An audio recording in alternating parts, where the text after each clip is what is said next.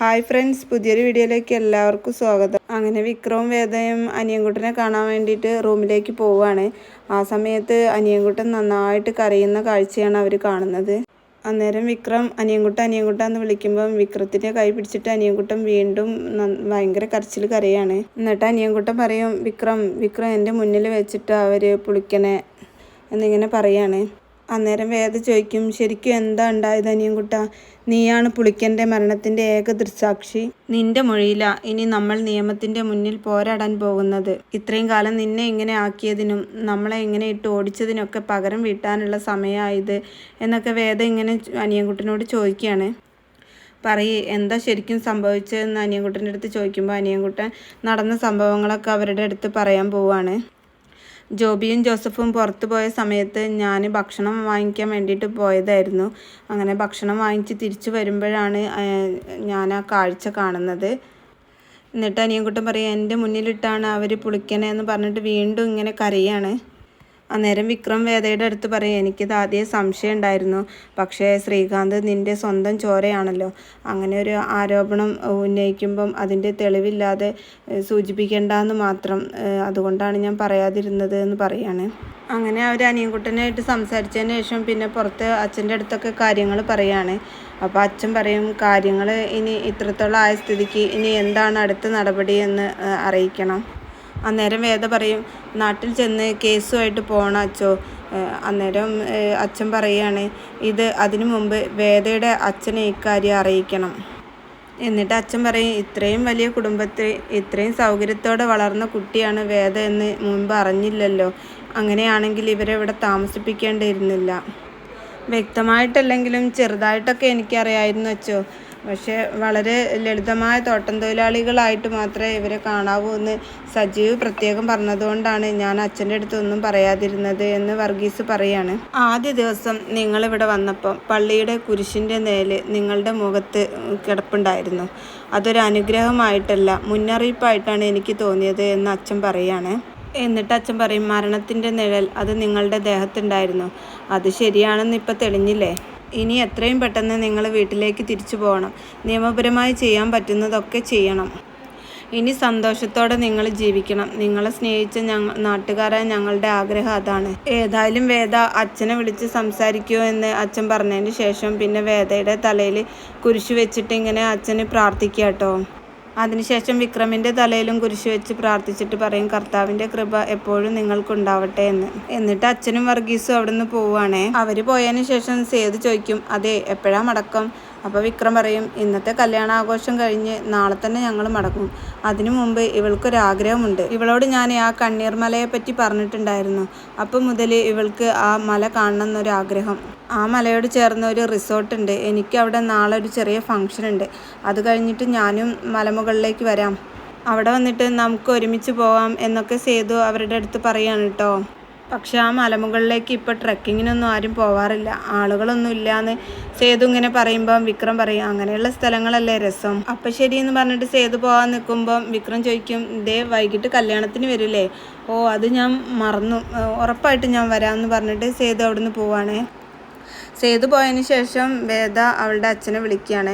അങ്ങനെ അവളുടെ അച്ഛൻ ഫോൺ എടുക്കുമ്പം വേദ പറയും, ഞാനാണ് അച്ഛാ വേദ. അപ്പോൾ ചോദിക്കും, മോളെ നീ എവിടെയാണ്? ഞാനിവിടെ ഇടുക്കിയിലുണ്ടെന്ന് പറയുമ്പോൾ ഇടുക്കിയിലോ എന്ന് ചോദിക്കുകയാണ്. അപ്പോൾ വേദ പറയും, അതെ അച്ഛാ, വിക്രമത്തിൻ്റെ ജീവന് അപകടം ഉണ്ടായപ്പോഴാണ് ഞാൻ ഇവിടേക്ക് പോരാന്ന് വെച്ചത്.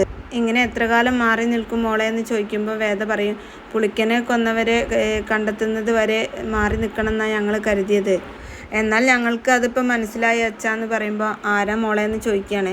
അപ്പോൾ വേദ പറയും, തൽക്കാലം അച്ഛൻ ഈ കാര്യം അമ്മയോട് പോലും പറയരുത് എന്ന് പറയാണ്. എനിക്കറിയാം നീ കാര്യം പറയാമെന്ന് പറയുമ്പം കുറ്റവാളിയെ അന്വേഷിക്കേണ്ടത് പുറത്തല്ല അച്ഛാ, നമ്മുടെ കൂടെ തന്നെ ഉണ്ടായിരുന്നു എന്ന് പറയാൻ കേട്ടോ. അപ്പോൾ അവളുടെ അച്ഛൻ ചോദിക്കും, ശ്രീകാന്തിൻ്റെ പേരാണോ നീ പറയാൻ പോകുന്നത്?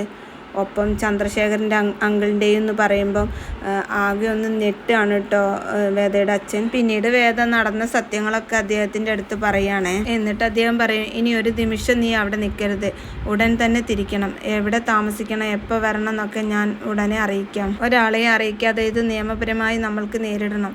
ശരി അച്ഛാന്ന് പറയുമ്പം നീ ഫോണ് വിക്രമിന് കൊടുക്കുക എന്ന് പറയണേ. അങ്ങനെ വേദ ഫോണ് വിക്രമിൻ്റെ കയ്യിൽ കൊടുക്കുകയാണ്. അന്നേരം ശങ്കരനാരായണൻ വിക്രമിൻ്റെ അടുത്ത് പറയാണ്, എടുത്ത് ചാടി ഒന്നും ചെയ്യരുത് വിക്രം, ഞാൻ എന്തിനും കൂടെ ഉണ്ട് എന്ന് പറയാണ്. ഇത് നേരിടേണ്ടത് നിൻ്റെ വഴിയിലൂടെ അല്ല, നിയമത്തിൻ്റെ വഴിയിലൂടെയാണ്. ഞാൻ പറയുന്നത് മനസ്സിലാവുന്നുണ്ടോ? ഉവ്വ് എന്ന് പറയാണ് വിക്രം. നാളെ എങ്ങോട്ടാണ് വരേണ്ടതെന്ന് ഞാൻ പറയാമെന്ന് പറഞ്ഞിട്ട് രണ്ടുപേരും ഫോൺ വെക്കുകയാണ്. പിന്നീട് അച്ഛനും അനിയൻകുട്ടനൊക്കെ അവരുടെ അടുത്തേക്ക് വരികയാണ്. എന്നിട്ട് അച്ഛൻ ചോദിക്കും, എന്തായി? അപ്പം വിക്രം പറയും, അച്ഛനെന്തോ പ്ലാൻ ഉണ്ടെന്ന് തോന്നുന്നു, നിയമത്തിൻ്റെ വഴിയെ പോയാൽ മതി എന്നാണ് അച്ഛൻ പറഞ്ഞിട്ടുള്ളത് എന്ന് വേദ പറയാണ്. അന്നേരം അച്ഛൻ പറയും, അതാണ് വിക്രം നല്ലത്, നിയമത്തിൻ്റെ വഴി അവർക്കുള്ള ശിക്ഷ വാങ്ങിക്കൊടുക്കണം. കർത്താവ് അവർക്കുള്ള ശിക്ഷ കരുതി വെച്ചിട്ടുണ്ടാവും. അവർ വിധിച്ച വിധിയിൽ തന്നെ അവർ വിധിക്കപ്പെട്ടിട്ടുണ്ടാവും. നിങ്ങൾ സമാധാനത്തോടെ ഇരിക്കൂ, ദൈവം ഒപ്പമുണ്ട് എന്നൊക്കെ അച്ഛൻ അവരുടെ അടുത്ത് ഇങ്ങനെ പറയാണ്. അന്നേരം അനിയൻകുട്ടൻ ചോദിക്കുകയാണ്, നമ്മളിവിടെ ഉണ്ടെന്ന് അറിഞ്ഞാൽ പുളിക്കനെ കൊന്നവർ നമ്മളെ തേടി ഇവിടെയും വരുമോ? അന്നേരം വിക്രം പറയില്ല അനിയൻകുട്ട, ഇത്തവണ നമ്മൾ അവരെ തേടി അങ്ങോട്ടാണ് പോകുന്നത്. സന്തോഷിൻ്റെ വിവാഹ ആഘോഷവും ഉത്സവവും നമ്മൾ ഒരുമിച്ച് ആഘോഷിച്ച് നമ്മൾ നാളെ തന്നെ മടങ്ങും എന്നൊക്കെ അനിയൻകുട്ടൻ്റെ അടുത്ത് വിക്രം പറയാണ്. അനിയൻകുട്ടൻ അത് കേൾക്കുമ്പോൾ ഒരുപാട് സന്തോഷമാവുകയാണ്. അങ്ങനെ അവൻ സന്തോഷിച്ച് അങ്ങനെ നിൽക്കുകയാണ്. പിന്നീട് കാണിക്കുന്നത് ഒരു ഗോഡൗണിൽ ശ്രീകാന്തും ചന്ദ്രശേഖരനും അതുപോലെ ജോബിയും ഗുണ്ടകളെ വെയിറ്റ് ചെയ്ത് ഇങ്ങനെ നിൽക്കുകയാണ്. അന്നേരം അവിടേക്ക് ഗുണ്ടകൾ കടന്നു വരികയാണ്. ആ സമയത്ത് ചന്ദ്രശേഖരൻ ചോദിക്കും, അനീഷേ, കൂടെ ഉള്ളവർ നല്ല കക്ഷികൾ തന്നെയല്ലേ? അതെ സാറേ, തല്ലിയിട്ട് വരാൻ പറഞ്ഞാൽ കൊന്നിട്ട് വരുന്ന ടീമാണ് എന്ന് അവൻ പറയുകയാണേ. ആ കൂട്ടത്തിലൊരു കുഞ്ഞനുണ്ടായിരുന്നു, അവൻ വാ തുറക്കില്ലെന്നാണ് ജോബി പറഞ്ഞത്. പക്ഷേ അത് അവൻ്റെ അഭിനയം ആവാനാണ് സാധ്യത.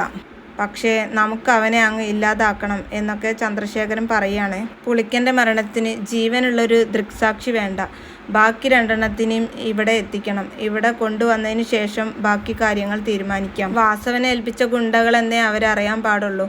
ഞങ്ങൾ രണ്ടുപേരും പിക്ചറിലുണ്ടാവരുത്. അപ്പോൾ അവർ പറയാണ്, അറിയാം സാറേ, ഞങ്ങൾ വേണ്ടതുപോലെ ചെയ്തോളാം. വെളുപ്പം കാലത്ത് വേണം അവരെ പൊക്കാൻ. ആ സമയത്ത് അവർ നല്ല ഉറക്കത്തിനായിരിക്കും. ഒരു അടിയുണ്ടാവാതെ അവിടെ നിന്ന് നോക്കണം. ഉറക്കത്തിൽ തന്നെ ബോധം കെടുത്തുക, കൊണ്ടുവരിക. ജോബി അവരുടെ വണ്ടി കയറിക്കോ എന്നൊക്കെ ഇങ്ങനെ ചന്ദ്രശേഖരൻ പറയാണ്. ഞങ്ങൾ പുറകെ വരാം, എന്നാൽ വൈകണ്ടെന്ന് പറഞ്ഞിട്ട് ഗുണ്ടകളെ അവിടുന്ന് പറഞ്ഞയക്കുകയാണ്.